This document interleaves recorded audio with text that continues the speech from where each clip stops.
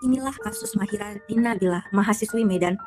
Kasus mengerikan penuh misteri yang bikin gempar satu Indonesia pada tahun 2023. Dalam kasus ini, seorang mahasiswi ditemukan kehilangan nyawa secara tak wajar. Bagian tubuhnya tergeletak masih utuh, namun bagian kepala sudah menjadi tengkorak.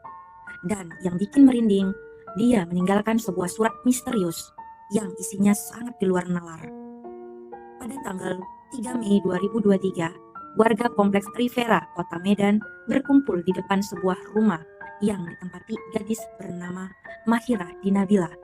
Saat itu, salah satu paman Mahira melaporkan bahwa Mahira telah menghilang tanpa kabar selama 10 hari. Diketahui, Mahira tinggal sendirian di rumah tersebut setelah ibu angkatnya kehilangan nyawa, sementara ayah angkatnya sudah menikah lagi. Malam itu, paman, ayah angkat, dan ayah kandung Mahira berusaha memasuki rumah yang dikunci dari luar. Mereka sempat mencium bau menyengat, dan pada akhirnya mereka terpaksa mendobrak pintu rumah. Ketika masuk, mereka semua dibuat merinding ketika melihat tubuh Mahira tergeletak di dapur. Tubuhnya masih dalam keadaan utuh, sementara kepalanya hanya tersisa tengkorak, seperti habis terbakar.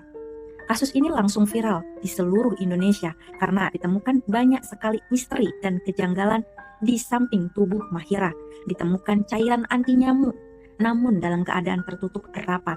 Sangat tidak mungkin Mahira sempat menutup rapat cairan itu sebelum kehilangan nyawa. Selain itu, ada sepucuk surat yang ditulis untuk ayah angkatnya.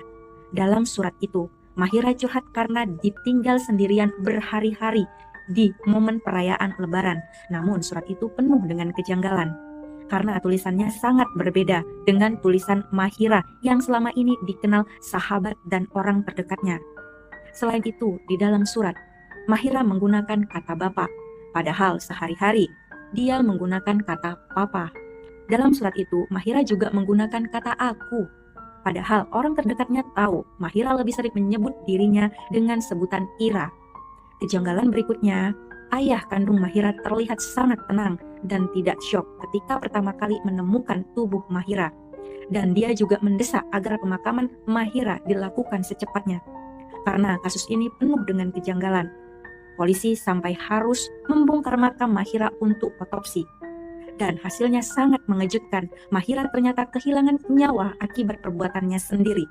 Ini terbukti dengan rekam jejak digital di mana dia sempat memesan sianida secara online. Di tubuh Mahira juga ditemukan banyak kandungan sianida. Dan karena reaksi sianida itulah, kepala Mahira mengalami efek seperti terbakar.